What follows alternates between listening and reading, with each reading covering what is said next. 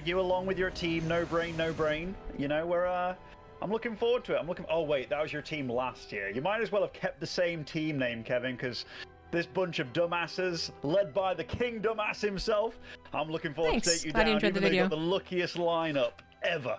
That is not luck, Ben. I used my big brain. I was figuring out, all right, I know that Ben does not communicate with his team.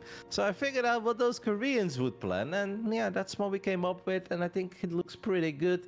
Before I will continue trashing you, I want to do two things. First of all, massive thank you to everyone that has been supporting the RotterdaM Admirals. We've got 30 supporters, 26 super fans, a lot of regular names that I'm very familiar with from my own channel. I love it, and I hope that you guys can still cheer for us in the playoffs. That is obviously the goal today. And secondly, Ben, sure, I am here to give you a hard time, but I do want to say congratulations for making top 4 out of the 7 players that are currently playing Age of Empires 4. We're all very proud of you. Thank you very much. Thank you very much. It was difficult. You know, beating you got to buy, by the way, in the quarter. You got to buy in the quarterfinals, man. Is that how he made top 4? Actually, I did get 2 buys. It was amazing. I was so lucky. Anyhow, one guy, you know, because it is a boomer game, one guy was having a kid, so he couldn't play, and I was like, thank freaking goodness, because he was actually quite good. By the way, do you have the most super fans and supporters in this? Because, geez Louise, I think most people have like 10, 12. And I just saw you with 30. This is already feeling like the odds are against me. But yeah, let's have a look at my super fans then for my team. Let's have a look. See, these are the true fans, you know, not just the people that come in masses. There we go. Stabs for you, Johnny Helios, Robin Lugia, Walgren. Those are the lads and lasses. Apparently, I have the most super fans, but ZombieGrub has the most supporters. I mean, ZombieGrub is awesome, and her team is pretty damn cool too. As he got a clutch victory today, I was watching. It was pretty hype. I wasn't live for that one yet, but that was basically for all the marbles. Her team against Fear Dragon's team, and then it's gotta feel so good when you have Big Gabe bringing it home. I mean, is there any other player in the world that you wouldn't want to have carrying, I don't know, all the hopes and dreams of your team on his massive shoulders than Gabe? I was looking at it, by the way, like, yeah, so it was big, because I saw Showtime lose, and then it was, in fact, Gabe versus Neeb was the final match. yeah. I mean, that's a good one, and bloody RotterdaM taking down Zaun as well. Like, that was, when I saw the lineups and stuff, I was like, oh, it's a rough one for the Grubs, you know. And I did predict the Grubs to finish dead last in the league, but they've done well again. They've done all right, you know. Yep. But you know, my team absolutely could go out, which is surprises me a little bit, Kevin. You know, we've had these days where Maru just decides to lose to Showtime on Blackburn, going mech of all things. And I'm like, Maru, lad. And he apologized afterwards, you know. And he was like, today, put me against Reynor. That's who I want. And I'm like, all right, I've won the coin flip too. He's like, give me the server. So we're going to get right on into it. Enough shit talking in chat. We got ourselves another best of 5. In the top right, playing for Wardi's team, it is Reynor. In the bottom left, playing for DeMuslim's team, it is Maru. All of us got to pick our teams.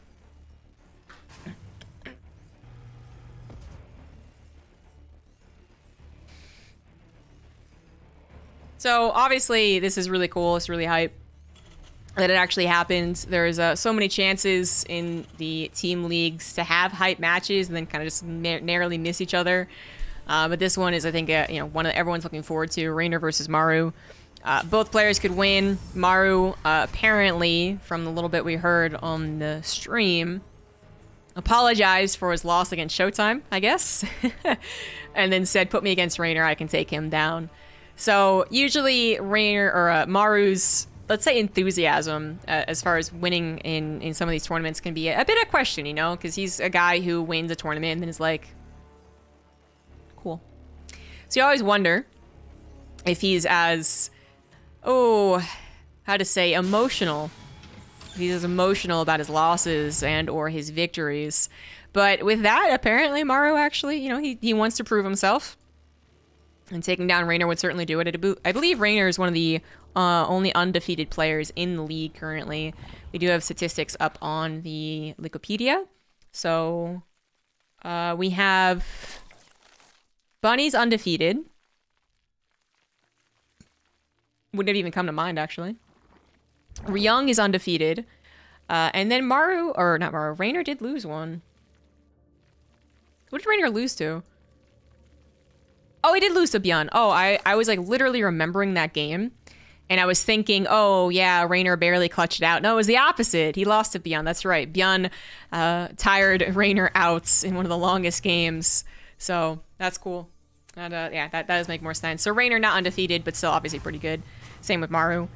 Yeah, that's another thing about Bunny is that he had an injured hand. So everyone was like, oh no, maybe it's not the best pick. And he still ends up winning all of his matches. What a boss. There. Just hear a lot of it.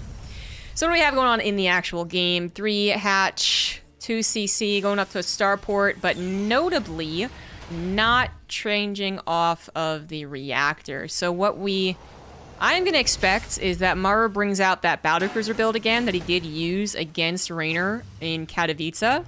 The thing is, he used it once and he bopped Reynor, I think it was. Reynor was totally underprepared, even though he scouted it, because Reynor had seen Maru use it, and then I think made sure to get Overlord speed, or snuck his Overlord in there somehow, saw that it was the exact same setup, and then even saw the fusion core afterwards. I'm 99% sure this went down. And then he still was not prepared. So he lost. And I just don't think that it's a build that actually is powerful outside of not being scouted. So I'm curious if this is going to be the same build. It absolutely is. There is the fusion core on the same map as well that Reynor was weak to. So maybe Maru is thinking he's weak to it. Maybe he's thinking that it is a complex enough opener that it actually is viable, even if it is scouted, even if it is figured out. Fair enough. We saw it, I think, 5 or 6 times at Katowice between basically Maru and Bjorn and Cure. I think Cure did it once or twice. And I think we also saw both Mech and Bio as a follow-up. Although the Bio felt a little... how to say... the Bio follow-up felt like it was oh, I think I need to do something different. I think actually the most common follow-up to this is actually Mech. So... yes, the real trick to this for the Zerg side of things is not to get overwhelmed. So to always have enough units for the multiple parts of this build, which if they know it's coming, is not so difficult for professional Zerg players. Now, Reynor lost a Queen, is not going to lose a second, and actually sniped the Medivac, so 100% a good trade. 200% a fantastic trade for Reynor, actually. Reynor is currently bopping Maru, in fact, with Lings getting into the natural base right now and killing a couple of SCVs.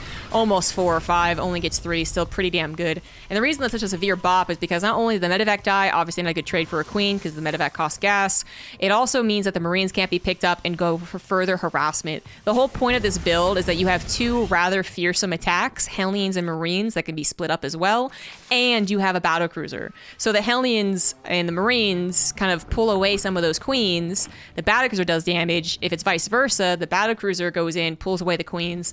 The Marines and Hellions can do damage. So Maru didn't even have to really overcommit to that attack like he did. It's almost like a 16 Marine drop, where arguably you're not supposed to do damage with it. You are supposed to keep it alive and then come back later. And that's kind of what Maru, I think, was supposed to do with that opener, but he saw that he killed a Queen and got really excited. So he just stuck around. And this, as I said, it's just not going well. The Hellions mostly got caught. 6 drones is something, but not enough. The battlecruiser is no longer a problem because there's nothing else to bother Reynor. And I don't know how Maru gets out of this one. It's just all types of bad for Maru. It's all types of bad. So again, as a reminder, guys, if you're cheering for my team to get to the playoffs, we're either hoping that Roddy loses miserably, so 5-0 or 4-1, or we hope that DeMuslim loses both of his clan wars today. So again, the worst case scenario is that DeMuslim pulls through with a 3-2, and then you can't win. So if Reynor's gonna win this one, then I hope that Roddy loses the next 4 or just wins.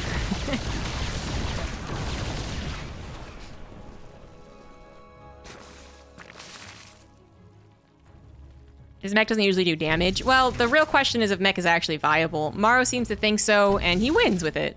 It's not like he loses every single game and we're like, definition of insanity point. But it's hard to make work in today's StarCraft 2. In today's StarCraft 2, the mech is seen as the worst composition. And Reynor is now perfectly set up to go for a bust. Actually, he can have his own timing. Back in the day, against a similar type of composition, we'd have Zerg players even go for double attack upgrades, +1 flyer and +1 missile on the ground. And then they just bust with Ling, Roach, Corruptor. Obviously the Lings are less important, so Roach, Corruptor. And that was pretty hard for the Terrans to handle. Some of them went into Hellion Cyclone and tried to deal with it that way. Some of them just added a bunch of missile turrets. And then that was basically the last time mech was even viable, was when that was starting to become an issue. So 2 years ago, before Katowice. So we'll see if Reynor either does the attack and flubs it, or if he decides that the attack isn't worth doing and plays out the long game. And then loses, because Maru makes all the right decisions from here on out. So far, he has made, I think, all the wrong decisions. So that's not as hopeful as it usually is. But like I was saying, missile turrets come down to protect the battlecruisers. And then they also provide some Sim City, so don't forget about that. Peeing on the 4th base is bad form, bad form. He might not actually be able to kill it. Yeah, it's gonna lift and repair, I think. Repair, repair, repair, repair, repair! Oh, God! Oh, okay, should have canceled it. Obviously should have canceled it. You can never go wrong with mines. Nah, mines didn't really help out that much. They're too easily handled by Zergs. One would go off, Reynor would go, oh, really? Mines? Build an overseer, and they never lose to it.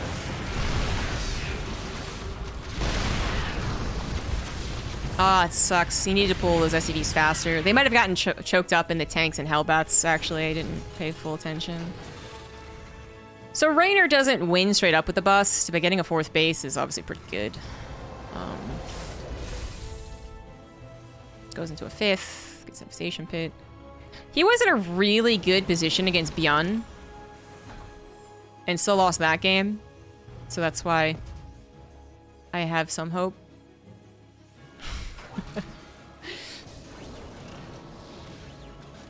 Yeah. He once again looking to delay the 4th command center. And I think he'll be able to. Crucifile again. Cancel, cancel, cancel, cancel, cancel, cancel, cancel. Ah, fucking egg! Jesus, Maru. I know it sucks to cancel it, but oh my god, he's building 2 command centers now. He's like, fuck this. Guaranteed gonna get this command center up and running. The reason he put it there, by the way, is a little bit of SimCity. So yes, it is closer to his 4th, so it could be seen as greedy in that sense, but I 100% believe it was initially because of SimCity. And you gotta agree with it. But it has backfired. Good teleports. Good teleports. And I kind of like that he adds another command center. That is his 3rd command center that he's building. Not because I think he's going to be able to triple expand right off the bat. Creep spread already on his 4th base. But just because Reynor might see that canceled yet again and go, haha, I am so in the lead. Dumb Maru. Building his 4th command center there again. What a dumb. And it's kind of a fake almost. There's that wall now gone, so the Roach Ravager tries to take advantage of it. Kills a couple of those tanks. Not the biggest of deals, I think.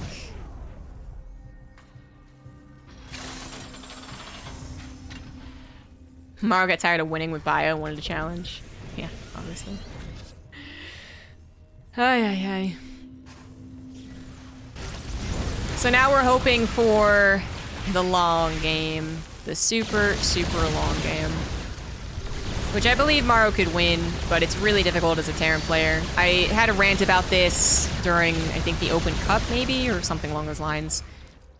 Maybe it was the last cast of the war, actually. Oh, does he have teleport? He does not have teleport. Ah, it sucks. It was just seconds away from finishing. Yeah, good crossbow there from Reynor. But my thing is that I don't think that you were rewarded as much as you used to be when you got maxed out with mech. If you got maxed out with mech then the Zerg really had to go through a lot of hoops to defend properly. It's could, because I don't think mech was ever OP. Some Zergs would disagree. But that it was more hoop to jump through. I actually feel like the problem with mech is that you get to the late game, you think, great, I got the best army in the game, the mech army. It's just not all that great anymore. Vipers being one of the most instrumental, tools for the Zerg right now was a big change from Heart of the Swarm to Legacy of the Void. But then also just Zerg's getting better. I mean, hell, even Ravagers really affect how mech can work. The canceled command center, or killed, actually. There's 4 command center. 3 killed ones, okay. Not on a 4th yet. And then, as I was saying, people getting better. So more concaves, more map awareness, more map situating kind of situation. So I just, it's not as scary when a mech player gets maxed out. Usually mech was along the lines of Reddit advice, which is don't let them get there. Not really anymore, in my opinion. It's like, well, if you could not let them get there, that'd be great. But if they do get there, well, hopefully you've done other things correctly. Maru trying to get on the map, gets his little squad picked off. It's not good. It's not game-ending. And if Maru can successfully get to Ghosts, my faith is fully restored. Because that is apparently what is making late game mech once again the oh shit moment. According to some Zergs, I have yet to see this really be the most oh shit thing ever. Because Maru and Kier, I believe, both got to late game mech Ghost, and they both lost games at Katowice. So it's like, well, it wasn't really the best. And they weren't bad games either. They weren't like, well, ZombieGrub, he was already on 50 supply. I don't think that counts. And it's like, well, no. No, they were maxed out. They were on 4 bases. They were living and still didn't win. Reynor doing everything a Zerg should, taking so many bases, up to 92 workers. I think it could even go up to 100. But give and take on the army supply, right?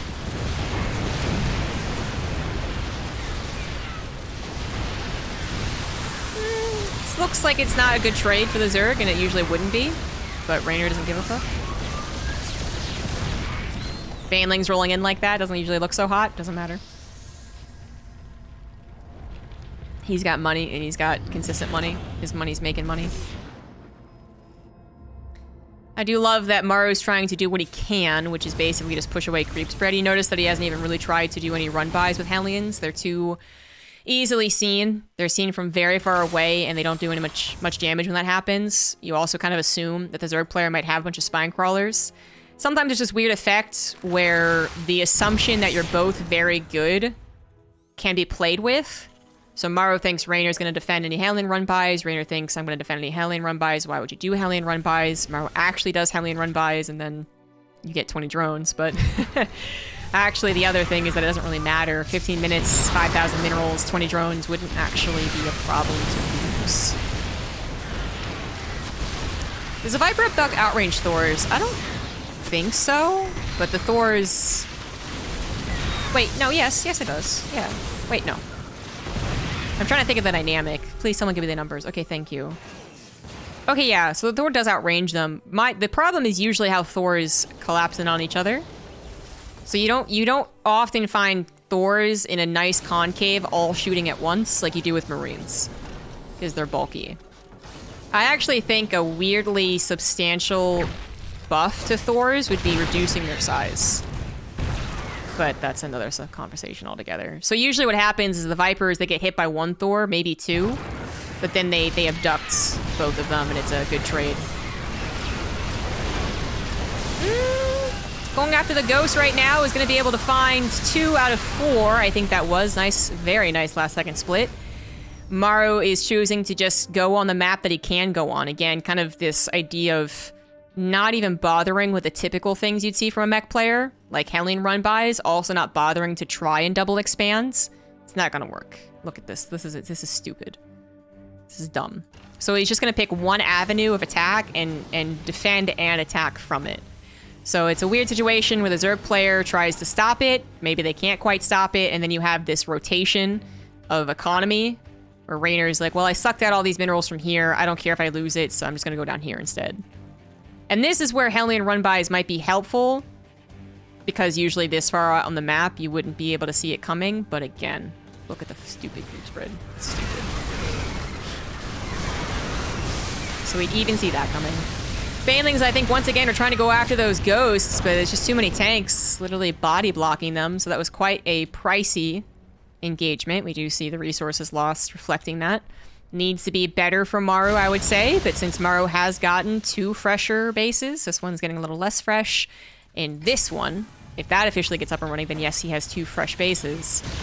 Then, you know, 7,000 resource loss, that's where a mech player feels good. Say 10,000 is where we feel great.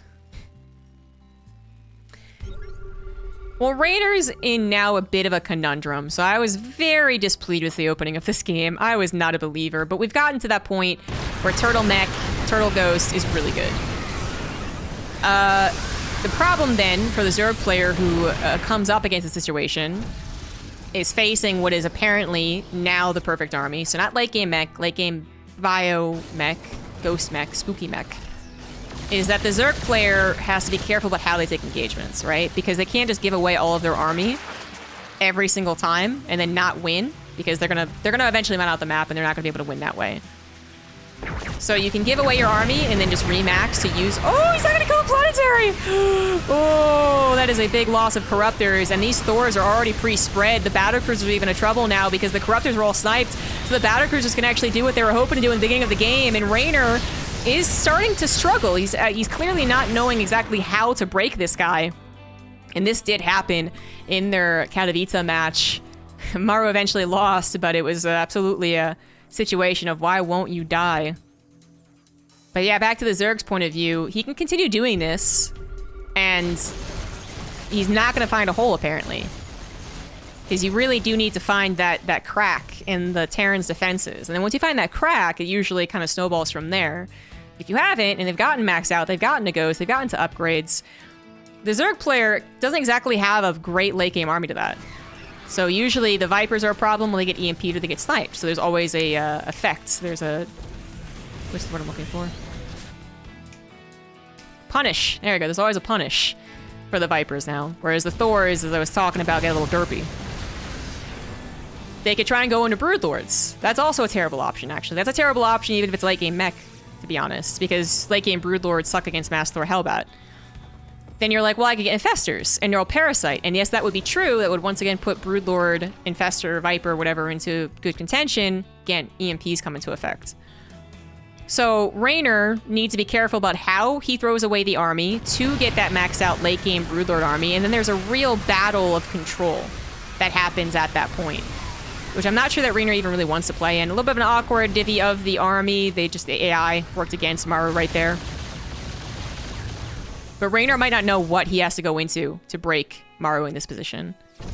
So Reynor's, you know, in this seemingly beautiful position because he has all these bases, but he's probably scratching his head. He's like, what the fuck do I do? His first 10 to 15 minutes of this game, he was doing exactly what he should, which is, you know, throw bodies at him and get a huge economy. But it didn't actually crack the shell. And that's what's problematic. So there's a real depressing point in mech in the mid game, in this particular early game. I don't think Maru did very well. But then we are seeing how a lot of Zerg players are having trouble with spooky mech, if it's allowed to be gotten to, if it actually gets to this point. So it's I'm still not a believer. I still wonder if mech is ever really truly going to be viable continuously. But we can see how this particular late game army is super difficult for the Zerg to handle. Yeah, then there's the battle between the late game armies, the actual Broodlord, Infestor, Viper, Corruptor versus Thor, Battlecruiser, Ghost. It's very mechanical. There's a lot of technical skill there. So Fungals versus Snipes, you know, EMPs versus the Fungals. Seeing the Neural Parasites coming, making sure that they don't connect, you know, that type of thing.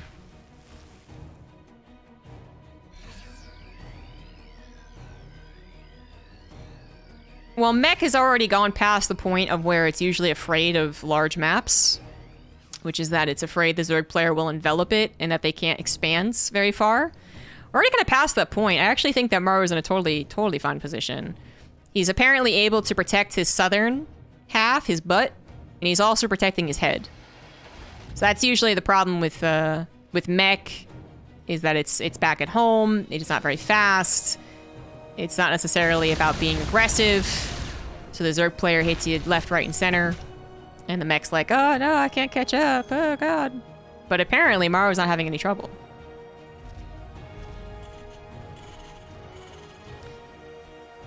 Can't dispute the amount of bases. Yeah, but Maru's actually getting up his own bases. I agree sometimes mech can be, like, any large map that Zerg gets put on, Terrans have to worry about being enveloped. They have to worry about the Zerg player getting all the bases and them getting only 5. But that's just not happening in this game. Reynor can take his bases and dispute Maru's bases. It's actually the opposite, I would argue. Is that Maru has reached the point where he can not only take his bases, he can also dispute Reynor's bases. So he's pushing and he's defending with what seems to be an actual superior army.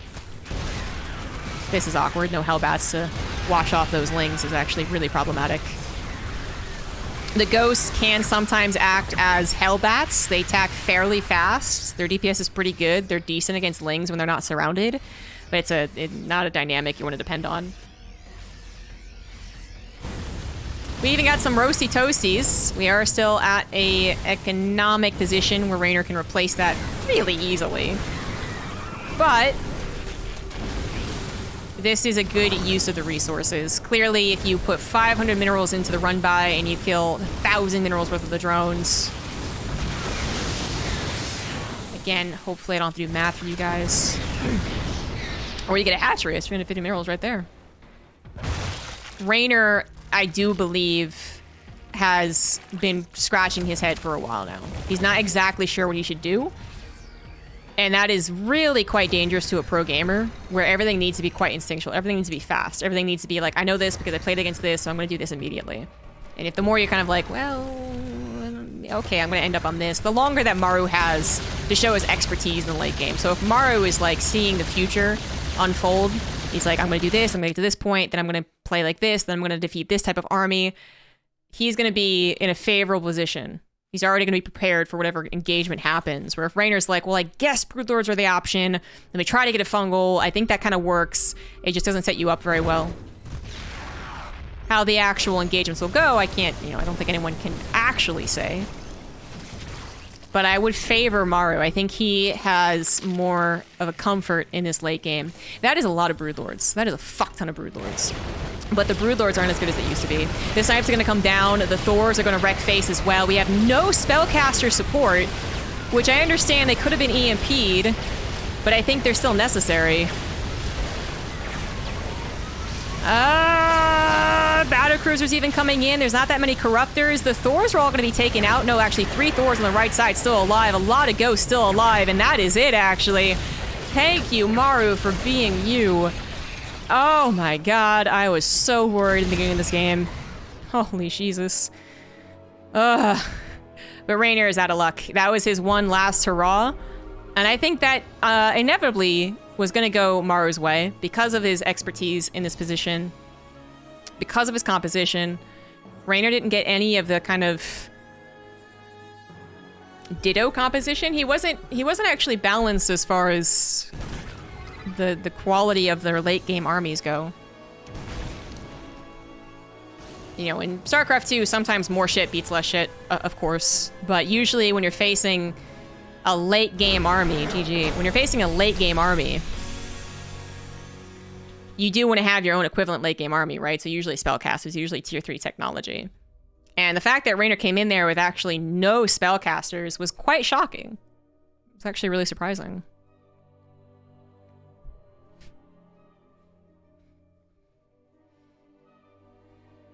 Because usually you do the old fungal, the ghost first, then choose to engage, because you're like, oh, okay, good, I got that out of the way. The Vipers come in and try and do a couple of blinding clouds, because the Thors derp around, and they're like, oh, yeah, Jesus. You try some Neuroparasite as well, and if the ghosts are still being fungal, obviously they can't snipe. There's no tanks, try and target fire the infestors down. It's still a part of the process, and it's one of those things where kind of like late game ZVP sometimes is understandable. In the past, there's been times where Zergs didn't even bother going for Vipers. They were like, they're gonna get feedback, why even fucking bother?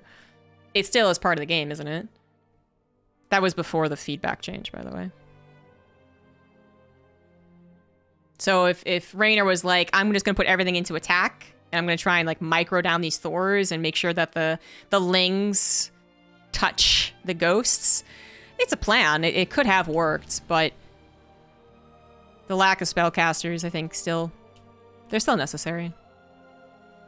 And if Maru was not prepared, if he was like, holy shit, that's an army in front of my base, and he's all clumped up, and his ghosts are out of position, and then I think that's how an army such as Reynor's could work.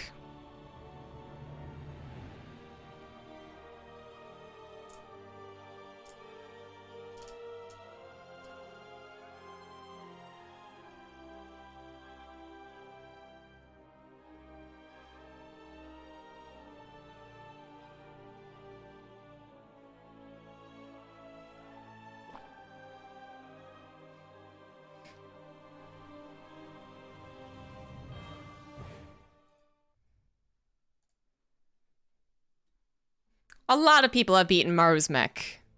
There's no question about that. That, to me, was one of the rare occasions where it did work.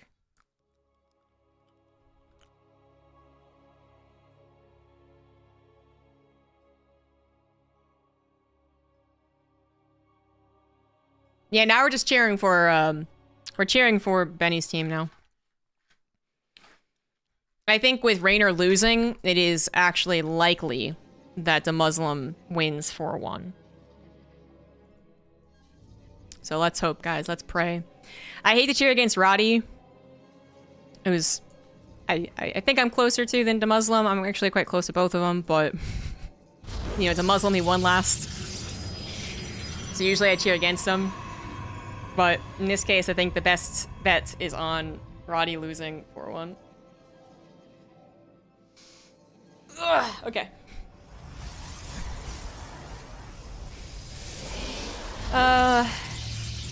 Number up there. Put the number up here. Top left, Harstem for Roddy's team. Bottom right, Ryung for DeMuslim's team. DeMuslim picking up Ryung was a real good pick. Not just because there is the synergy with Maru, because Ryung has been on the up and up. He's also like Skillus. Invest in Ryung now, dividends later. Ryung's been kicking ass. The old players still got it. Ooh, the timing on this, because Ryung didn't go to the center of the map, actually was screwy. Oh, no, hold on. It's because Harstem did an opener specifically designed to stop the engineering bay block. Yep. So usually a Protoss player would get their Nexus on 20, sometimes 19, if I'm not mistaken, but it definitely doesn't come down at 17. So Harstem actually delayed his gas to get that faster Nexus, if I am not mistaken. So it's not that Ryung took a ways away. He actually is facing someone who wanted to counter an engineering bay block. Now, as far as whether this is ultimately... Did Harstem just go, aha, I win the game now? I don't think so. I just think that Harstem goes, ha, gotcha. But it's still at a cost for him. He has less gas to work with. Although I think he gets a faster second gas, perhaps, to make up for it. As to the ripple effects of this particular build, I'm unfortunately not super familiar with it. This is where Harstem would come in and explain all the tiny little nitty-gritty details. But there's got to be some takeaway here. Oh well. Also... Other takeaway is that this bunker actually gets up and running. That would be quite bad for him. It will not. The SCV was two-shot. Was one-shot, actually. Even if it was two-shot, it would have died. But as I was trying to say, Harstem might have gotten the, like, gotcha. Ryung didn't exactly get punished. It's not really a punish. But it's probably the most frustrating for a Protoss player is that they could be engineering bay blocked. If they are, if 125 minerals is down and is canceled immediately, I think that's a waste for the Terran. If they decide to not engineering bay block at all, it's really not that big of a missed opportunity. The SCV was sent out fast. That is a little less mining. They might have been delaying a little bit on their command center timing in preparation. Right? But if it doesn't happen, they're just like, oh, okay. And I don't think there's that much of a hiccup. I woke up and I've been casting. So Skilless is saying that Pride is very OP for Protoss, honestly.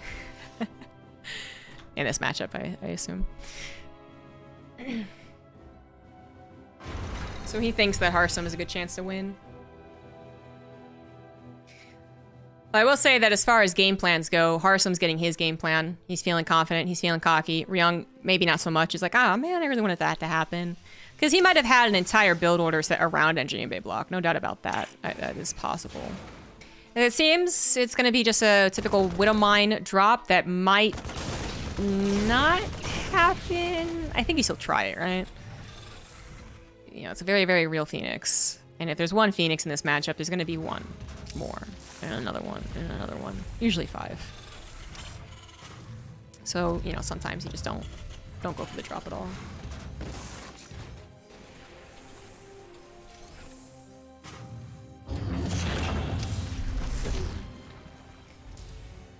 So Ryung knows it's Phoenix. Harstem knows that it's a Widow Mine drop that he does still have to take seriously. He has to be wary of, so he might not use his Phoenix offensively. There's absolutely Terrans out there who'll go Phoenix, whatever, fucking YOLO, and just hope to avoid the Phoenix. Get the Widow Mines dropped out. So the Phoenix aren't being used to harass. It's the only thing going for Ryung right now. Actually, a fairly quick 3rd CC. Usually you do have your 3 barracks and then they pump out units. Then the 3rd CC. Pretty sure. Sim Combat Shield starts up 2 Marauders, 2 Marines, and then eventually you get that 3rd CC. It's off, I swear it is. It's faster. Phoenix, rush Thors, and push Liquid Thermal. Yeah, I know that build works, because I've seen it work once or twice. But the last time he tried it, it did not work.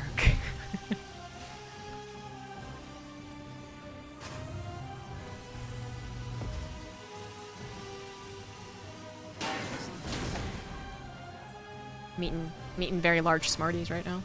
American Smarties. Not dumb Canadian Smarties. I think what works with the Thor push is if Classic had done this build, actually. Oh no, there's an Immortal. I think it works if the Protoss doesn't get an Immortal and then waits this long to get a Colossus. It's like super greedy.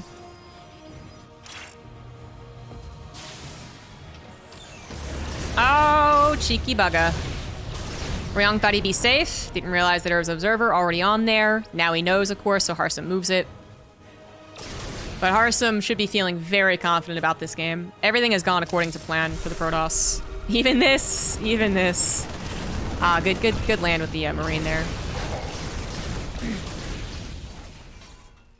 American-style Doritos is what they call Cooler Ranch Doritos. Yeah, interesting. I mean, that kind of makes sense, I would say. The thing about Smarties in America versus Canada, though, is that they're just like, they're completely different. It's not even the same concept.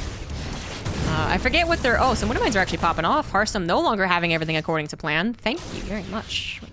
That's central. I forget what Smarties are in Canada. So Canadian Smarties to us are basically like M&Ms.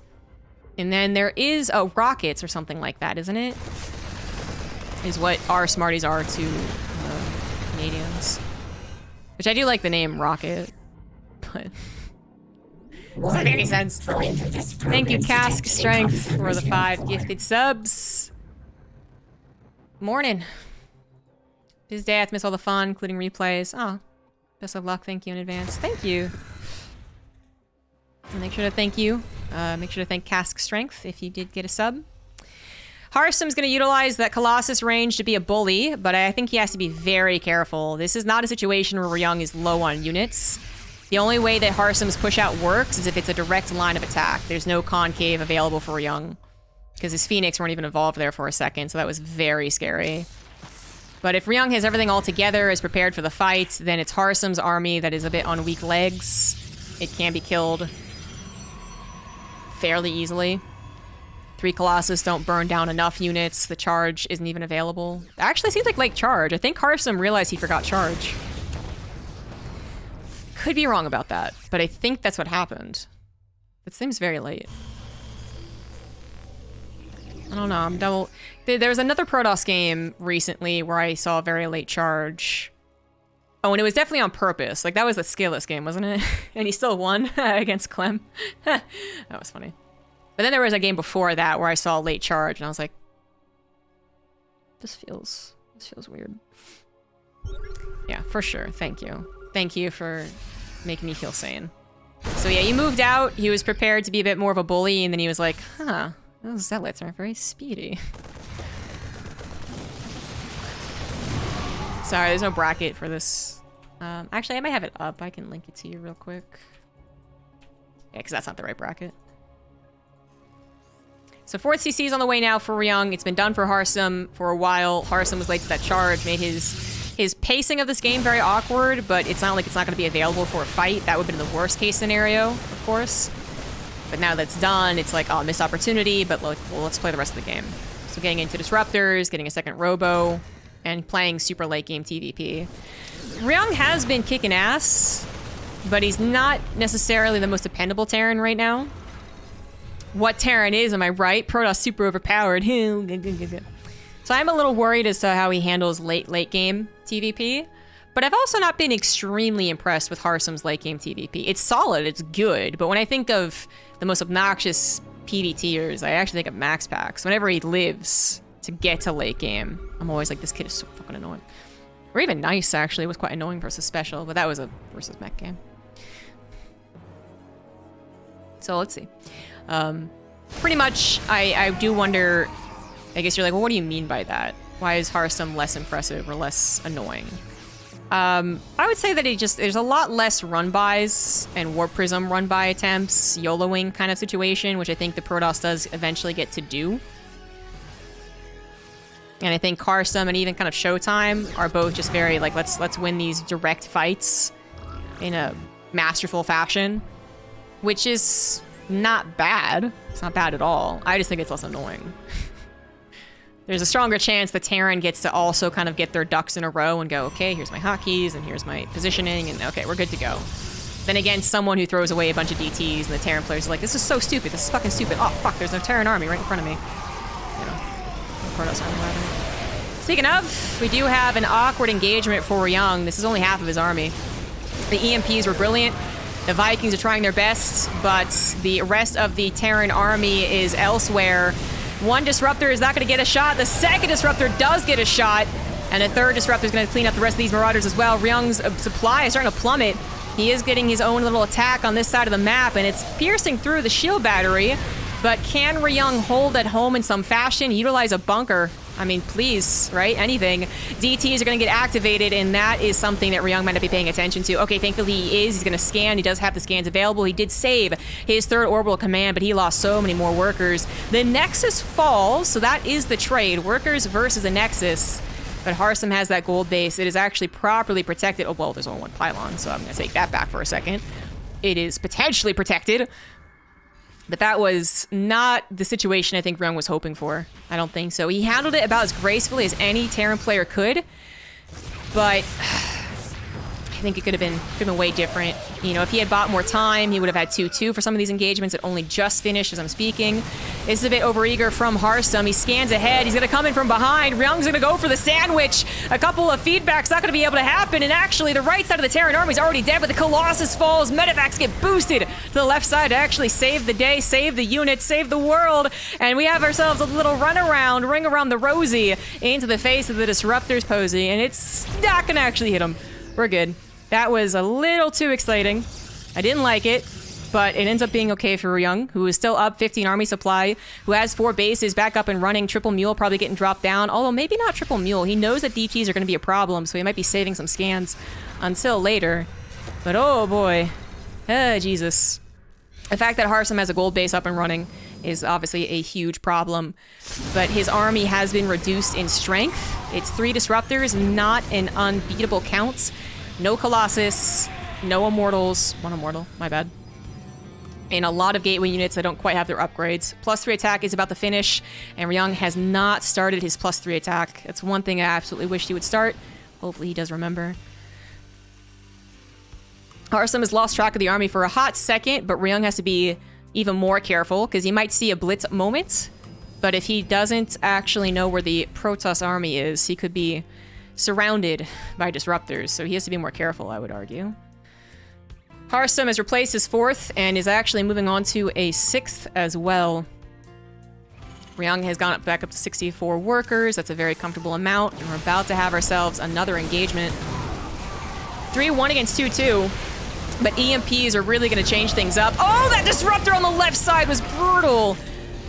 Oh, the one on the right only got a single unit, I believe, but the one on the left was brutal. Fortunately, it wasn't the ghost, is all I'll say about that. Ryung scans and sees that Harstem is backed away for a hot second. He's going to go for gold. That's a very dangerous thing that Ryung's doing right now. Quadruple drop to the top right is super dangerous. An observer is still positioned over there as well. How is Harstem going to handle it? Is he going to respond to the drop? He sees the army moving. This scan could actually tell him that Harstem knows about this drop. He sees the split of the units too, so he should unload. Okay, he's going to unload. Oh my god, Ryung. Stop playing with my heart. Starts up as 3-3. He needs a 5th, and he is going to lift his orbital for that, so that's not exactly dependable. Would much rather have a planetary. Picks up the drop again, realizes there is going to be a bit too much to handle. And I guess he's right. I think he is right. I would have been a little worried on the Protoss side of things if they had actually clashed here. Because one disruptor's on a lot, and it's only Stalker otherwise. But, anyways. Perhaps if he had 3-3. But he does not. Now the upgrades are in favor of Harstem. He just needs to get some of these disruptor shots, mitigate any ghost EMPs as much as he possibly can. Ryung actually needs, I think, a 2nd sensor tower. Wouldn't mind doing the job. No observer in the army. No observer at all, actually. Planetary looks to be taken down. Army's going to come in and try and support, however, so that planetary's not going to fall, but the disruptor is getting a beautiful shot. Oh, and the surround once again! Ryung coming in here with the best possible engagement. The upgrades might not be on his side, and the disruptors are getting some beautiful shots, but he has taken a decent fight all of the same. It was that one disruptor that I think made this into a not particularly better fight for him. But look at the amount of Marauders that's left over. The Immortal gets popped. These 2 disruptors that are left over are a bit of a lifeline as Harstem realizes that he has overextended. He didn't grab the 4th base, but seeing that this is an orbital, you know it's their main base. That's got to give Harstem confidence again. He knows his economy is absolutely baller. I think it's over there one loaded, I'm pretty sure. That's besides the point. So 3-3 is going to finish, giving Ryung a tiny upgrade lead advantage, like 30 seconds long. I don't think he'll utilize it. And then we talk about shields. I will say, shields OP, OP, OP. You get a 3rd upgrade. Bullshit. But, you know, usually at this point, the Terrans on Liberators getting the +2 ship weapons, and Protoss says that's bullshit. So there's, yeah, that give and take, usually. Again, some scouting being very important. The observer got picked off at some point, or maybe it came over to deal with the Widowmine. Either way. So a Zealot was doing the trick. DT and observer. No, Adept over here, actually. Now, the army is committed to the right side. Well, committed when recall exists. So maybe Ryung is still going to push in. Scans ahead, sees a decent amount of stack defense. No additional warp-ins, however. Some DTs are coming in, and actually a lot of DTs are coming in while Ryung is trying to hold back at home. He's going to pick up and get the hell out of dodge. It's not about defending the, him. It's not about the engagement there, I would argue. It's just about making sure he can focus his attention on this particular battle. He's going to try and bait out one of the disruptors, actually snipes one of the disruptors, and then gets the other one to be baited out. Venting words at this point. And once again, no observer. This orbital could be lifted, and that wouldn't be too bad. And once again, the sandwich is going to come in. That disruptor actually was not all that impressive. Left side, though. Oh, the left side moves ahead when it shouldn't have, and is a little more awkward forwards. But the disruptor count isn't going to be good enough. One disruptor hits, second one hits, but is it going to be enough? Actually, another couple disruptors are going to just cause so much massacring. A last-second recall is going to save 2 of the disruptors by looks of things, but this one's also a goner. Ryung, the king of surrounds in this game, is the only reason that he is still alive. He also also handles looks to be a bit of a DT or Zealot run by fairly well, and he gives himself yet another chance in this game, but it is undeniable that Harstem has the better economy. He can make those mistakes, he can lose those types of fights, and as long as it's on Ryung's side of the map, he's going to be able to replace the army in time to continue playing out the game. Now, it's been a while since we checked on this gold base. It is starting to mine out, so of course you got to compensate for that. You get the adrenaline pumping, you get excited, you think, okay, I can play around, I can do whatever I want. Suddenly you look back at your mineral count, it's at 0, and you're like, oh, the gold base is mined out. So Harstem does have to consider that. So he does take another base up to the top right. But Ryung has finally gotten to Liberators. And Liberators, if they do get across the map, if they siege up, they're the best. They are, 100%. I'll commiserate with the Protosses for a second. But what they're really useful for is in this particular part of the game where the Protoss can throw wave after wave at you, is for being able to handle positions without necessarily dedicating a lot of attention to it. So if 4 Liberators siege up on this planetary, not much is going to break that, and the Bio army can go elsewhere. And that's why I think Liberators are, you know, a necessity most of the time, is that otherwise dealing with all this run-by shit is so difficult, even if you have planetaries. But yes, if you can deflect all the engagements, if the Protoss goes, oh shit, I guess I can't break you, and they pull back, then the Protoss is going to be in a world of hurt, because the Liberator guy goes, oh, Protoss isn't bothering him anymore, unsiege all the Liberators, go across the map, boom, you have no actual response. Unless you get into Stargates, which the Protoss player will eventually go for. They'll eventually add on Stargates, but they have to be kind of careful about it, because it does slow down their remax considerably.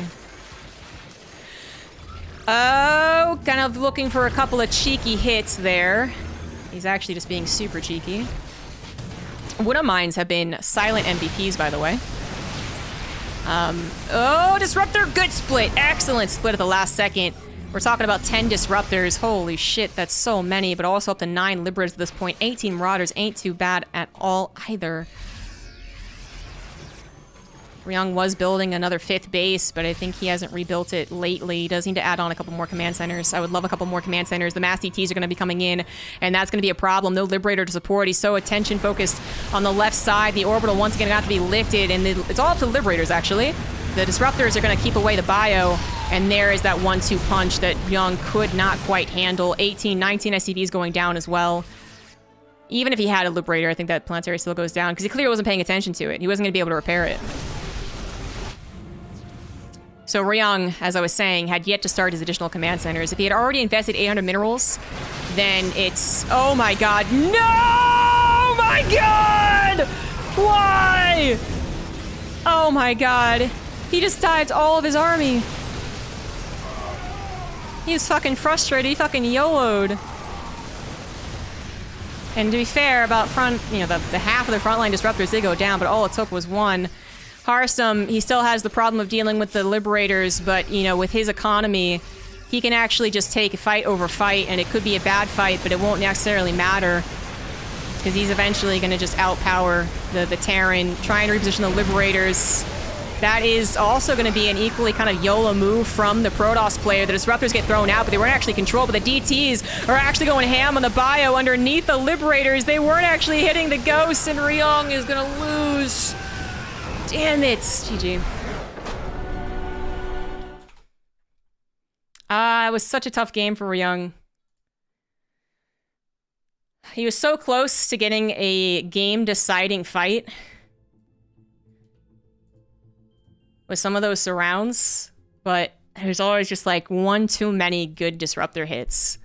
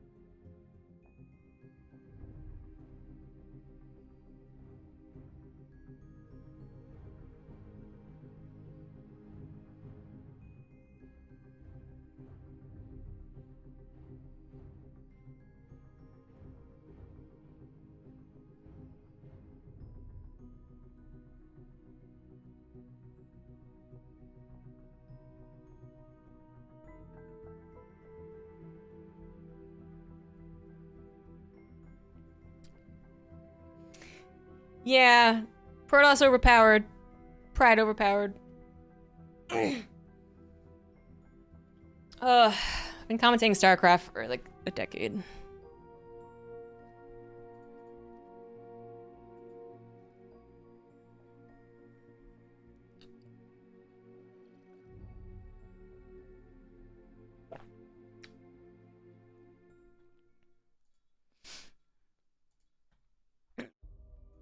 Alright, so now we're in a very tricky position where we pretty much just hope that Roddy wins now and that DeMuslim loses.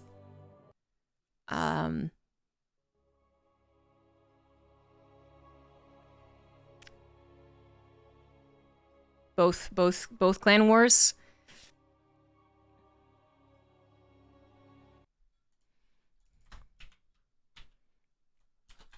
Because it's very unlikely that Prince is going to win against MaxPax. Bottom left MaxPax, top right Prince. So yeah, it's pretty unlikely that Prince is going to win against MaxPax. So if that puts up Roddy 2-1, then we don't want DeMuslim to bring it back at that point. Now if Prince upsets, then we could be back on the hopium. But it's a bit unlikely. I think MaxPax is the shakiest PvT. But his PvP is actually really solid. More solid than Protoss vs. Protoss is usually seen as. Even though his style has been nerfed a little bit, he's still doing pretty okay.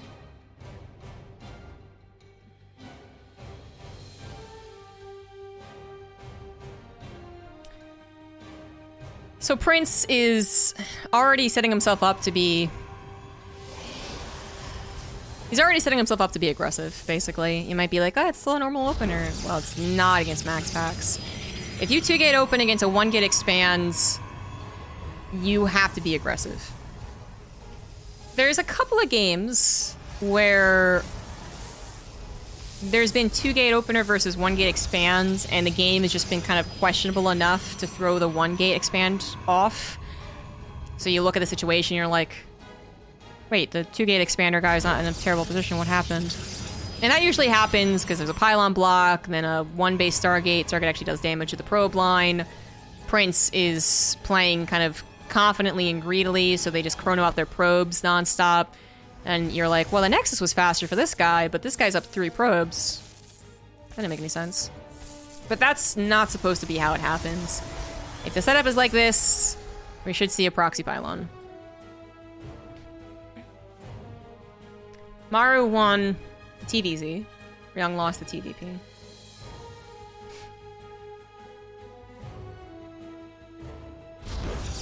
So Stargate's already coming out from MaxPax. His Nexus was delayed after all.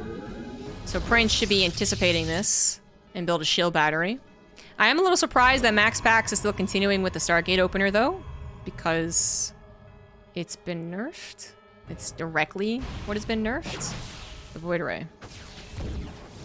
So he has also defended his Nexus with robo units, and that's what I was expecting. But I guess he's not willing to give up on the Void Ray defense yet. Adept is not going to be able to find this proxy robo.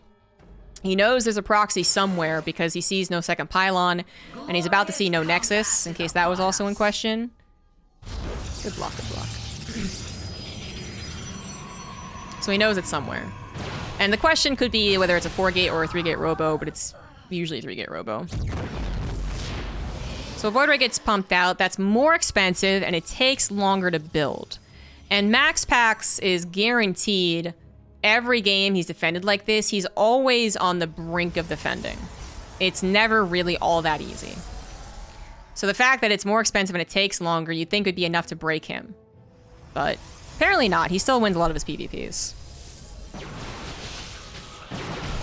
Wardi's gonna pop out now and be totally, gonna win this particular battle. It's the next 2 rounds of Stalker Warpins where it gets a bit questionable. So 7, then 11 Stalkers. I don't think 11 Stalkers one-shots a Void Ray. It's like 14 or something, right? But it still gets, to be a lot of firepower. Second Void Ray's on the way. Probe even gets back in, confirms the doubling down of the Protoss. Whoa! Okay, so he usually has a shield battery up here. He is actually missing it this time. That could be big. That could be really big. He's getting all of his units up here with no shield battery. That is huge. He can get a warp in, too. Is he going to commit to the warp in is the question. Yes, he is. Doesn't have quite enough for that third Stalker. Third Void Ray, by the way, is almost out. He's going to go for gold. He's going to go for the Void Ray. He grabs it. He gets the Void Ray. He's not going to get the second one because it's too close to the shield battery, so he goes for the Stalker instead and severely injures the second Stalker, too. He's going to get the Zealot out of the way as well. The Void Ray is the lifeline here. More Stalkers being warped in, but not all that many. Stalkers actually go after the shield battery. That is really good. And I think Prince might do it. I think Prince is going to get the upset. We're back on cheering for DeMuslim's team. Please. Because the worst case scenario is if DeMuslim wins 3-2. Oh my god, maybe I'm cheering for MaxPax actually. I don't know. I don't know anymore. This is nerve-wracking. Oh, if Prince wins. Yeah, I can still go either way, right? We were really hoping for, you know, some type of miracle 3-0, but it looks like it's gonna be I don't know. I don't know, guys. I don't know. This gives me anxiety.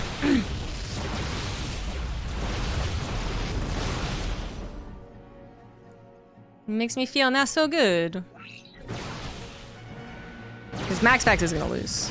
He's already broken. I'm really surprised. Usually he's really good about having a shield battery in the main. And a shield battery done and prepared means he doesn't lose that one Void Ray, which means it doesn't snowball. So, seems like he just forgot or wasn't expecting the Robo?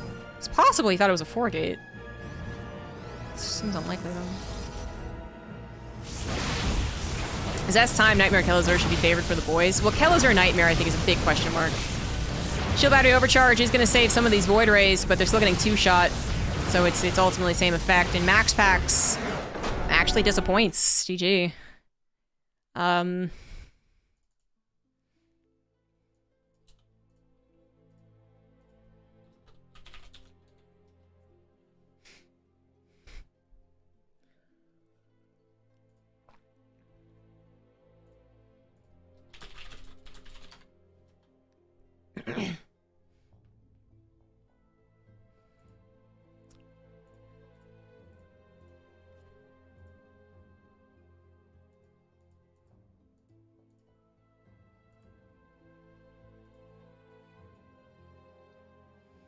Upsets are fun. I mean, I'm happy for Prince.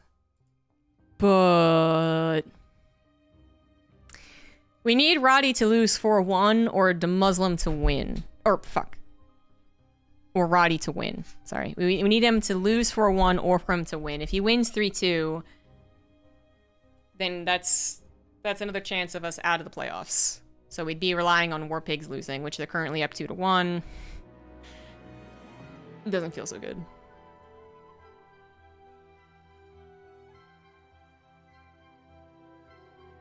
Cutest kitten ever. No, I'm a zombie grub. I'm zombie food. Sweet.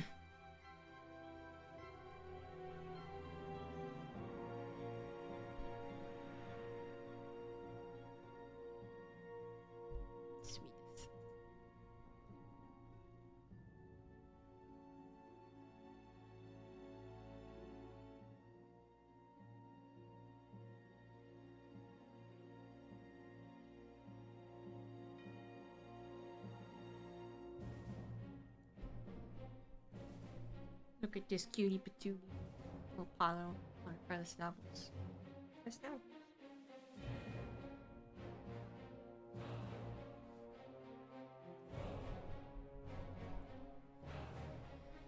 Alright, so funnily enough, we don't actually really care all that much about this result. Either this puts DeMuslim up 3-1, and then that's still not good enough, or it puts Roddy up 2-2, and that's still not good enough to determine our advancement. So weirdly enough, we don't care who wins here. Either one could win and still result in the last match being actually what's important. So while Zest, you'd think, would win against Time, Kelazhur Nightmare, I think, is really questionable. Nightmare hasn't been doing very well. Kelazhur hasn't been doing very well. But I think Kelazhur should be strong. I feel like it's Kelazhur's time to shine. Less so Nightmare's, but I don't know. I really don't.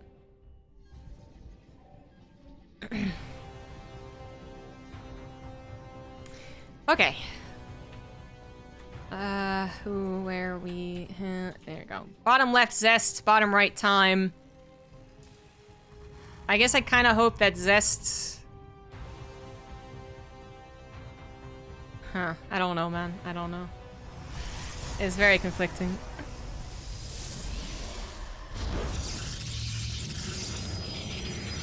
Yeah, I just don't care who wins, actually. Zest winning should give us a chance of being certain should Nightmare win. Well, yeah, because it all depends on the last match. There's just really no... There's really nothing about this match that I care about.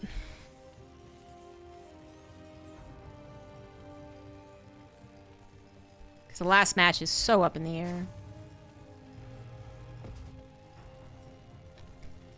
Well, Prince winning actually is, I think, less favorable.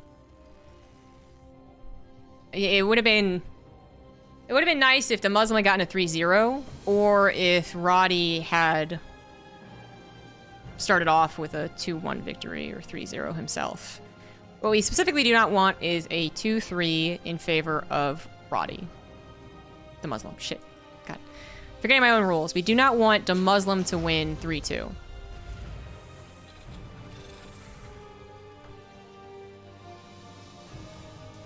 So if Zest wins, then DeMuslim team win the clan war, that's fine. But then if Roddy still wins the last match, then we're still screwed. So whatever happens in this game happens. Zealot's already on the way out, weirdly enough. Zest goes for a forward gateway, and Chrono's out a Zealot and an Adept, I guess. Time chooses to go for a Marauder slow opener, despite having no scout whatsoever. This is going to help against any kind of small early aggression, so this actually is nice for Time. Ooh, has an immediate reaction, too. And maybe Zest, because he went for an Adept, he still, of course, sends it across the map, but it's not going to maybe do very much. If it was a Stalker, he just leaves it at home. It looks like he's going to go maybe triple Adept into Oracle, maybe even triple Oracle here on this particular map. Oh, he sends the Adept home. I would have thought he'd just be very careful about the Adepts. But I guess you see the Marauder, you've pretty much seen the build, right? So it's not like the Adept has to stick around to get more scouting done. At the risk of losing the Adept, that makes sense.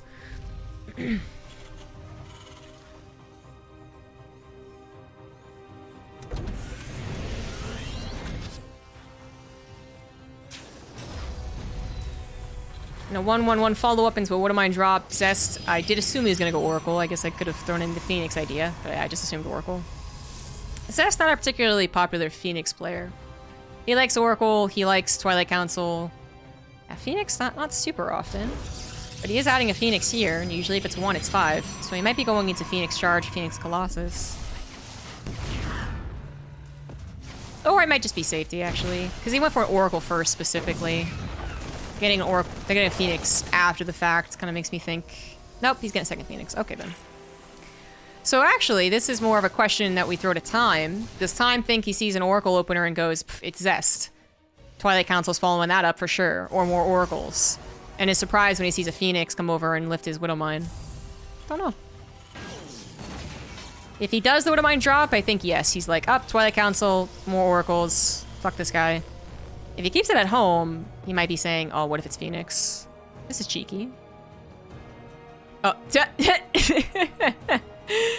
okay. They both fly into each other and fly away. Alright. Bonker comes up a bit later than usual. Possibly afraid of the Adepts just running in. And Oracle's flying by. But now he knows that it's Phoenix. The next question is what type of Phoenix play? Phoenix Colossus or Phoenix Charge? They do have 2 gases, but that doesn't necessarily denote Phoenix Colossus. And actually with the Twilight Council, it's going to be Phoenix Charge with faster Templar Archives, more Archons. That's what Zest does.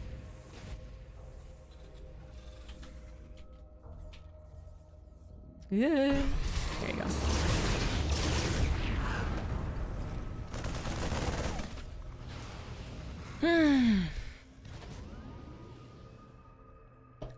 I'm not young enough for this stress anymore. I'm almost 31, for God's sake.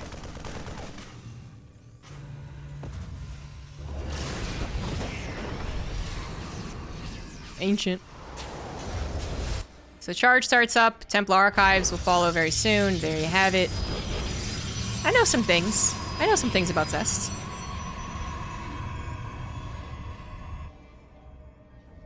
I don't think he's usually want to go for Storm immediately. And with still no Robo, I think he's just going to go for Power Up Charge, Archon. He might even proxy a Gateway up here or something. Continuous scouting. I think one of the things he'd be very interested in seeing immediately is if it could possibly be a 2-base all-in SCV pull. They're really not popular nowadays, but occasionally they get brought back into the meta. And if it was hinting towards 2-base SCV pull, then I think you do get Storm, but that's a total aside. Just seeing where the army is, seeing the 3rd CC timing potentially, and then building up his own army.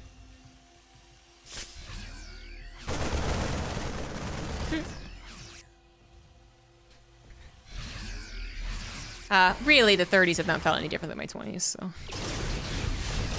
I'm just joking.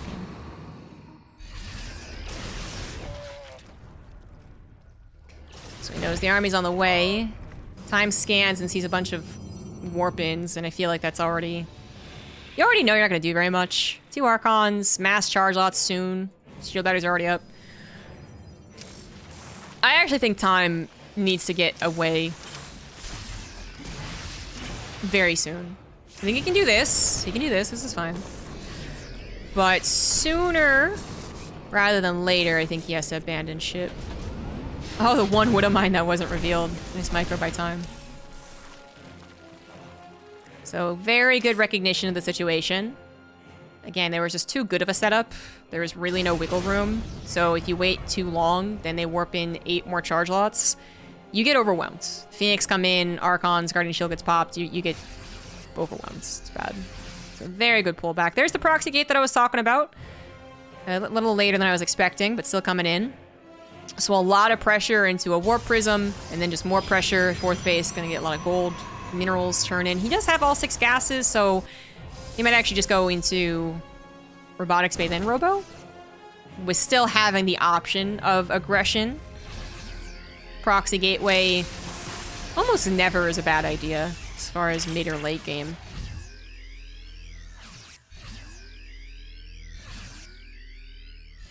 Yeah, and there's the Robotics Bay and the Robo. So he's playing out towards the late game. Time, as I was commanding him, you know, pull back really nicely. Now I'm missing the Ghost Academy. There it is.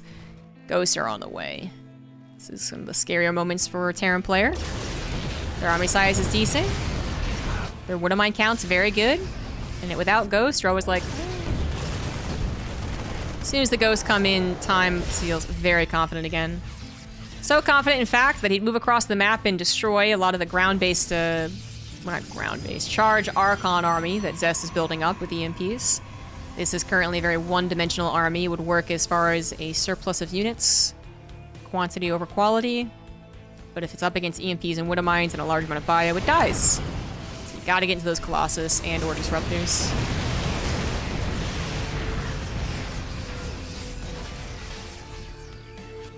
Colossus, very dependable. Very dependable. Well, everything is going smoothly, I would say, for both players. No one's really made any terrible mistakes. No one's overcommitted to an idea stubbornly and then lost out because of it. So I can't tell you who's gonna win. I can tell you as a Terran player, I feel like the Protoss is going to win.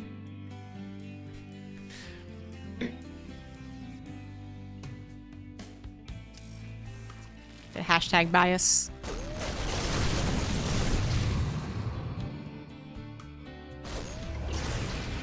Oh, 2 ghosts?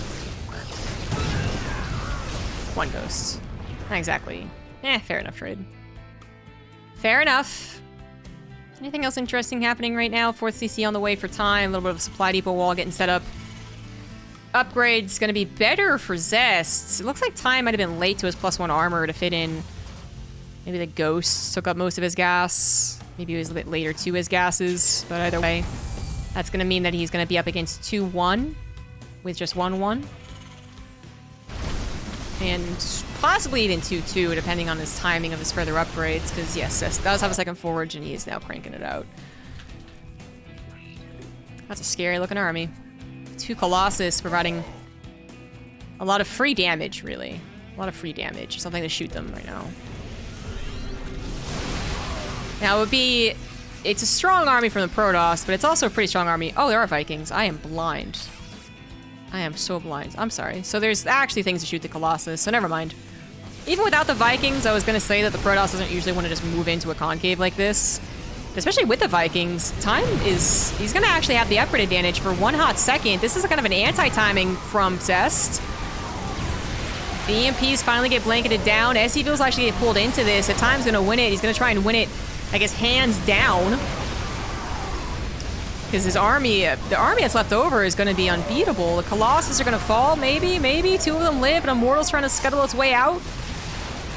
I'm really surprised that Zest did that, and look at the timing. +2 wasn't actually finished. So Time does lose 22 SCVs, but it's not that bad. 50 workers is still pretty good.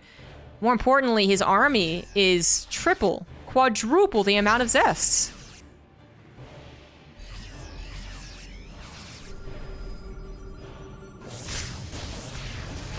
Huh. Zest making a big boo-boo. A game-ending boo-boo, actually. I think he might die. Colossus gets taken out because the Vikings were still alive from the end of that battle. Disruptors aren't going to be out in time to even try and help. One more Colossus will pop for a little bit of extra damage, but the Gateway Army's already been killed, so Time takes game number 4 for the Admirals, and now we 100% have to believe that Roddy wins this game. Wins this series. We have to cheer for Kelazhur.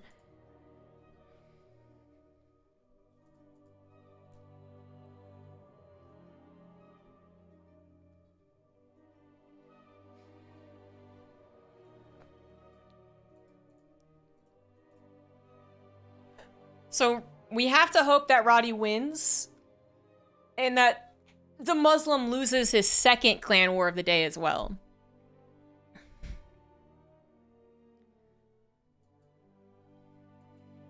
Yeah, Ben has to lose it all now. Now, the War Pigs versus Team Special Tactics isn't done either, so there's still the chance that that actually is a reverse sweep. And Pig still loses his match, which would send us into the playoff, but we won't know about that one until tomorrow.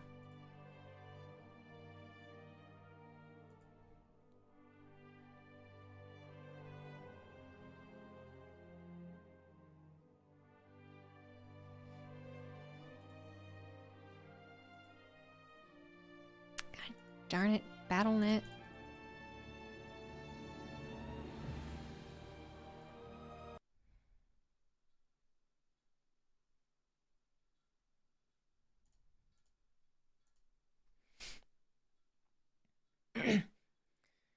I was kind of hoping that Roddy would have lost and then we would have already known. But now we're hoping for the opposite, for him to win. But I will say that Benny and the Boys versus Goat and the Gang, I think is very winnable for Goat and the Gang. DNS loses to Maru, Lambo wins against Nightmare, Bunny wins against Prince, Sarah wins against Zest. Armani could even win against Ryung. So for me, it really comes down to this. We were initially cheering against Roddy because we didn't want him to win. We didn't want him to lose. Damn it. We didn't want him to lose 3-2. We wanted him to lose really badly.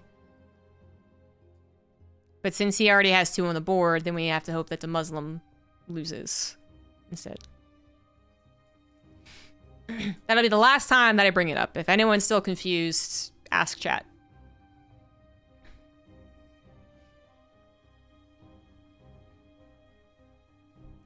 So we are cheering for Kelazhur, which is kind of the position I want to be in. No offense to Nightmare, I just don't really know him that well. And I don't think he's necessarily a very dependable player, so I'm just kind of like emotionally biased as well as statistically biased, I suppose. I just think that Nightmare is supposed to lose, but that's not really true. You know, the fact is Nightmare is still a pretty good Korean Protoss, and Kelazhur, he's a great ladder Terran right now. He's got good MMR. He's hit 7K on Europe. He has yet to show the results in tournaments and even in this clan war. I don't think he's won a map yet.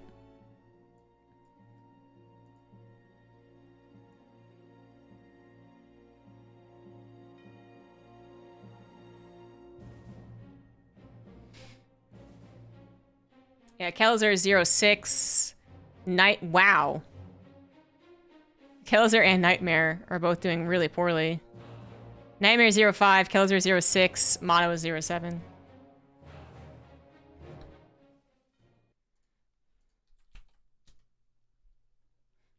Yeah, one of them's gonna win their first game. And I really hope it's Kelazhur. I mean, Kelazhur was so close to taking victory last week versus a Protoss player. He was so close. We know he's solid. He just kind of flubs it at the last second.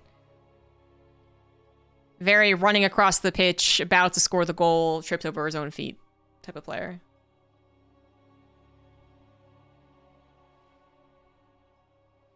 So that's what I'm concerned about. I just think Nightmare is in general more shaky.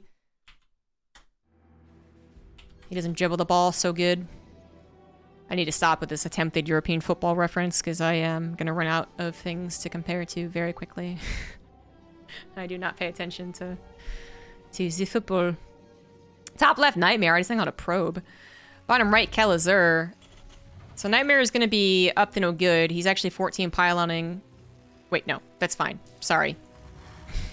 I was thinking 12 pylon, and I said 14. That made a lot of sense. So he's still going to scout really early on and be a real butt, but he's actually not going to do anything super suspicious. What he could be doing is just scouting for proxies, because Kelazhur is Kelazhur, actually. But I would say that this is annoying as a Terran player.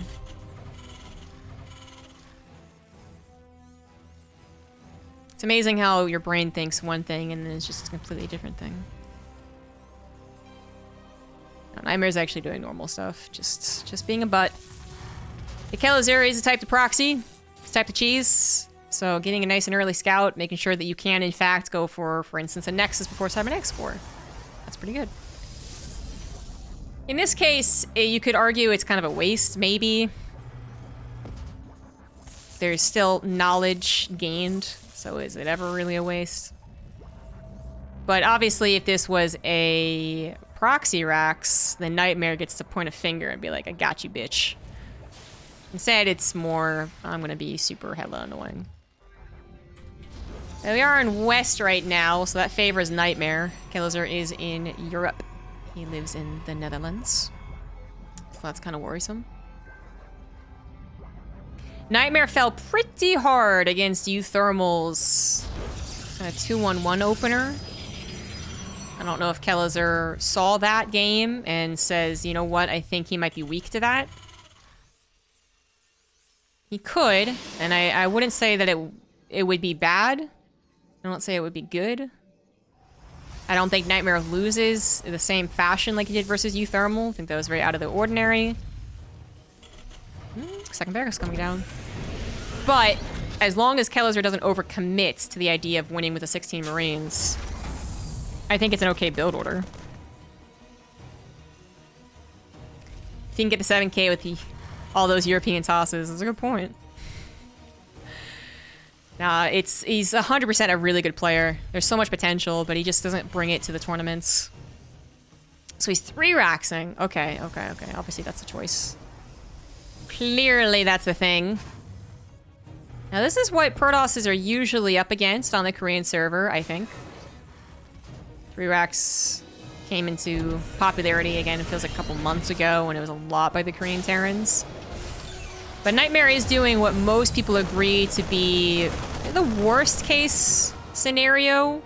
It's not a terrible case, it's not terrible, but just the Stargate is usually the one that makes you him and ha a little bit more.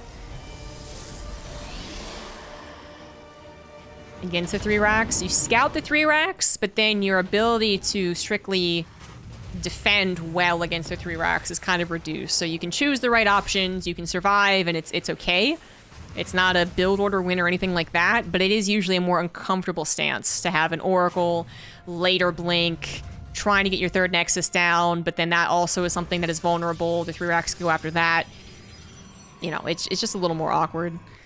So I know that we were hoping that Estrella was going to Stargate when you Thermal 3 racks him. It's somewhat okay for you Thermal. He got, 16 probes or 12 probes, whatever it was, but obviously I didn't win that game. If he stasis as well, yeah, 100%. If there is a stasis that gets half the Terran army, then that's just, boom, 3 racks was stupid and you're stupid. That should never happen, though. The Oracle doesn't have much energy after using the Pulsar Beam. And if it had not used its Pulsar Beam, maybe it does just depend on a stasis trap. The Terran should look for it. And I know I said that about Hero Marine, and he stepped into about 1 billion rakes, but the point still stands. The Terran's usually looking for it.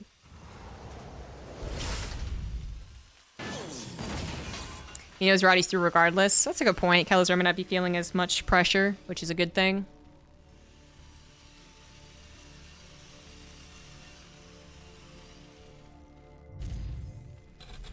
So Kelazhur, his Salient Combat Shields are about to finish. Usually if you can, you want to be moving across the map slightly before it's done, so you can hit a perfect timing. And with Blink being later, with the Stargate opener, you pretty much know that you're not going to be bothered on your way across the map. So it'd be super ultra critical. I kind of wish that Kelazhur had moved out a bit sooner. He actually got... I don't like the missile turrets either, actually. One Oracle doesn't usually kill a lot of SCVs. It's usually something you make if you're up against Phoenix or you're up against someone you think is going to make 3 Oracles. Maybe 2, I guess. But hey, yeah, it's not the situation right now. Blink is not done, but a shield battery is available. He's going to blitz onto the 3rd and then kind of waffle around. There's a shield battery there too. He's going to at least get the shield battery overcharge popped. Get the Oracle, but this is really awkward. And actually what's especially awkward is that when Blink does finish, then you can chase after the Terran army. So Kelazhur, he needs to decide to get out right here, right now. I'm thankful that he did, because if he had waffled for an extra 3 seconds, like maybe I can take on the Stalkers, maybe I can't, then he gets chased down. Please, no, stop. What are you doing? No, no, no, no, no, no, no. Kelazhur, why? Oh, this is so dangerous. It doesn't end the game right here, but it's more likely pickoffs for the Stalker player than it is pickoffs for the Terran player. So that's why I'm like, what is... I guess he was hoping that Nightmare would be totally surprised by his army still being on the high ground, but the Adept Shade, gotta give credit where credit's due. The Adept Shade scout was really nicely done, because the Oracle got killed, so that was the only way he was gonna get scouting. And this is not a bad trade. The Stalkers are starting to go down, even with the ping being better for Nightmare. He is messing up a little bit. Of course, it's pretty much guaranteed you'll lose Stalkers against Stimmed Bio. The question is how many, and I do think he was a little late to some of those blinks. Ooh, I don't like this at all. Roddy's probably chill as hell now. He's not nervous at all. I'm soaking up all the nerves when they're dropped. Wait.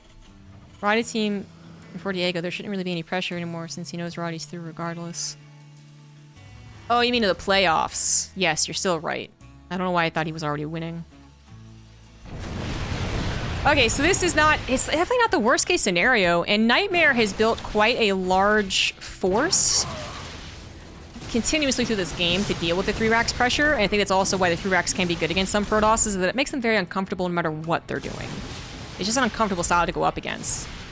You don't know if the guy's gonna blitz you or pull back or what, but he has not been producing very many probes, and he's stopped building probes, and he's not getting a 4th base, because he's gonna try and go for basically an all-in here. No upgrades. He starts +1, but that is really late. And the Zealots coming in from the left side might have just tipped Kelazhur off to the idea of aggression. He's going to pick off all of these Zealots relatively for free. Some of the Marines did go down, so that was more awkward than I was hoping for. But now the rest of the army comes in. Nightmare, he's going to try and go for gold, try and actually win this engagement right here, right now, but I don't think it's going to work out. The fact that he already lost about 8 Zealots is pretty bad. He loses his Guardian Shield as well, and Kelazhur is microing his little heart out. Good split there from Nightmare against the Widowmine. But Nightmare, his hand has been played. You know he's just going to be trying to be aggressive, so your job is to just wait it out. And with Kelazhur also having 1 upgrades, He really should not have all that much trouble. War Prism in the main is going to cause some ruckus, but hopefully be dealt with relatively fine, because the other portions of this army really aren't that scary. So I think Kelazhur will be fine. Wouldn't even gets a shot. Second Wouldn't gets a beautiful shot. The Zealots are mostly gone. That is not something he has to worry about. So all he has to worry about is the attack in the main base, which is handleable if you can actually split correctly. If Kelazhur messes up, though, he might snowball either direction. That's when it's really worrisome. He's going to stim after the Stalkers. He's tired of dealing with that particular attack. Going to go for the pylon. The Medivacs, however, they've actually stopped healing. They're out of juice. Kelazhur is holding on, but just a little more awkwardly than I was anticipating. The Warp Prism doubling down in the main, I think also made Kelazhur kind of go, wait, what? But he's collected his forces. He still has the upgrade lead after all, and Nightmare's on 3 bases, no advanced technology, no good upgrades. He's still very dedicated. He's still more than dedicated. This is still an all-in, and it's not working. It is not working. With a missile turret coming up as well, with one of the missile, like the mineral line, the Warp Prism only has so much space to warp in. It can get this kind of ledge here, and that's still annoying for the Terran. Kelazhur has saved all of his medevacs, so they've been out of juice after all these stims, but they're still up and running. They're gaining their energy back. He saved a lot of his army, and he even remembers to start up that +2 attack. So Nightmare now on a Hail Mary Storm play, which should be very easy for Kelazhur to counter. It should not be difficult. Kelazhur, 60 workers, 3 bases, 6 gases. He's going to get a Ghost Academy. There it is. There it is. Love the additional missile turret. Now he's pretty much secure, and he can focus entirely on the attack. So I think he's either going to be anticipating Storm or Disruptors. He knows that the Protoss has to do something. The Storm's not done. Storm's not done. Storm's not done! Oh, it's done now! He loses 1 High Templar. He's going to lose 2. He's going to lose 3. He's going to lose 4. That is the last of the Storm.